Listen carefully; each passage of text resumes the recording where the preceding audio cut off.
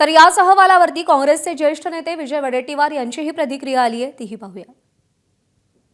शेतकऱ्यांना साठी यांच्या संवेदना शिल्लक राहिल्या आहेत, शेतकऱ्याप्रती याचं प्रेम काय राहिलं आहे, यांनी शेतकऱ्याला वाऱ्यावर सोडलं आहे। कुठे झोपले आहेत हे कुंभकर्णासारखे झोपले आहेत का?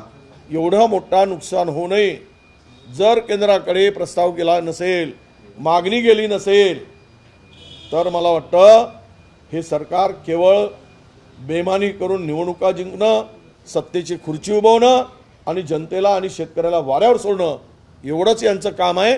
या पलीकडे या सरकारला आता दुसरं काम राहिलेलं नाही। एबीपी माझा, उघडा डोळे बघा नीट।